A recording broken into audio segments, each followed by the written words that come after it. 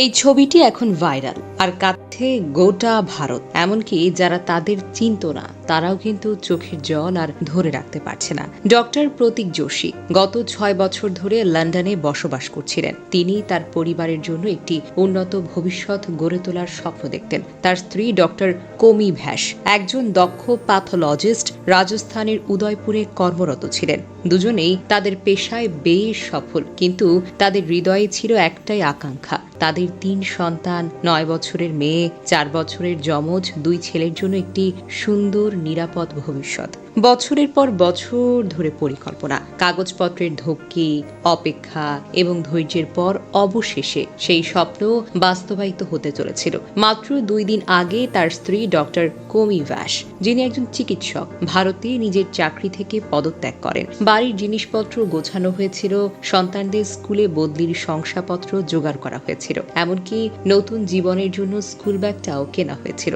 সবকিছুই ছিল প্রস্তুত একটি নতুন শুরুর জন্য, লন্ডনে একসঙ্গে থাকার জন্য। সকালে ৫ জনের এই পরিবারটি এয়ার ইন্ডিয়া ফ্লাইট ১৭১ উঠেছিলেন লন্ডনের উদ্দেশ্যে। বিমানে ওঠার আগে তারা একটি সেলফি তুলেছিলেন। প্রতীক, কোমি, তাদের ৯ বছরের মেয়ে এবং ৪ বছরের যমজ ছেলেরা। সেই ছবিতে তাদের মুখে ছিল উচ্ছ্বাস, আনন্দ আর নতুন জীবনের প্রত্যাশা। ছবিটি আত্মীয়দের কাছে পাঠানো হয়েছিল যেন সবাই জানতে পারে তাদের নতুন যাত্রার কথা। কিন্তু কে জানতো এই সেলফিটি হবে তাদের শেষ স্মৃতি।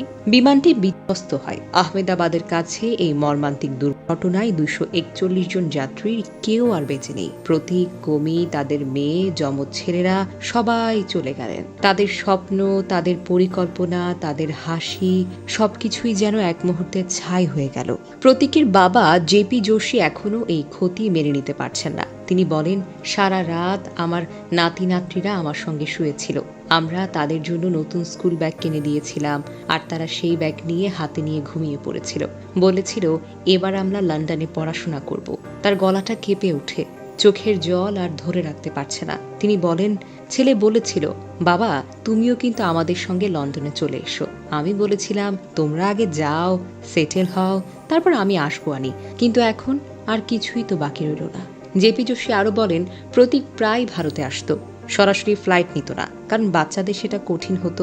এবার সে সরাসরি ফ্লাইট নিয়েছে যাতে বাচ্চারা আরাম করে যেতে পারে। কবি সবকিছু গুছিয়ে ফেলেছিল, বাচ্চাদের স্কুলের শংসাপত্র, বাড়ির জিনিসপত্র, একেবারে সবকিছু। আমার যমজ নাতিরা আগামী ১৫ই আগস্ট ৫ বছরে পা দিত। তারা স্বাধীনতা দিবসে জন্মেছিল আর এখন তারা চিরতরে মুক্ত হয়ে গেল। তিনি আরো বলেন, আমরা ওদের বিমানবন্দরে ছাড়তে গিয়েছিলাম। ছেলে বলেছিল তোমরাও আমাদের সঙ্গে লন্ডনে চলে যাওয়ার জন্য তৈরি হও। আমি ওকে বলেছিলাম আগে তোমরা সেটেল করো, তারপর আমি আসবো। আমিও ক্লিনিক বন্ধ করার কথা ভাবছিলাম যাতে আমি ও আমার স্ত্রী লন্ডনে সন্তানদের কাছে গিয়ে থাকতে পারি। সোশ্যাল মিডিয়ায় যে ছবিটি ভাইরাল হয়েছে সেটা বিমানের ভেতর থেকে নেওয়া। লন্ডনে যাচ্ছিল বলে আমার নাতি নাতনিরা খুব খুশি ছিল। নাতিরা সারা রাত আমার সঙ্গে শুয়েছিল। আমরা ওদের স্কুল ব্যাগ কিনে দিয়েছিলাম। সেই স্কুল ব্যাগ নিয়ে ওরা সারা রাত ঘুমিয়েছিল। বলছিল এবার ওরা লন্ডনে গিয়ে পড়াশোনা করবে। বিমানের ভেতর থেকে তোলা সেই সেলফিটি এখন সোশ্যাল মিডিয়ায় ভাইরাল। ছবিতে ৫ জনের হাসি মুখ, তাদের উৎসাহ, তাদের স্বপ্ন সবই ধরা পড়েছে। কিন্তু এই ছবি এখন শুধু একটি স্মৃতি। এটা দেখে মানুষের চোখে জল আসছে, হৃদয়টা ভেঙে যাচ্ছে। এই ছবি শুধু একটি পরিবারের গল্প নয়, এটা আমাদের সকলকে মনে করিয়ে দিচ্ছে জীবন কতটা ক্ষণস্থায়ী। এই দুর্ঘটনা আমাদের সামনে একটি নির্মম সত্যকে তুলে ধরেছে। আমরা যা গড়ে তুলি, যা কিছু স্বপ্ন দেখি, যাদেরকে ভালোবাসি, সবকিছু একটি সূক্ষ্ম সুতায় ঝুলে থাকে। এক মুহূর্তে সবকিছু শেষ হয়ে যেতে পারে। তাই এই ঘটনা আমাদের শেখায়, যতক্ষণ সময় আছে ততক্ষণ ভালোবাসুন, হাসুন আর সুখের জন্য আগামীকালের অপেক্ষা করবেন না।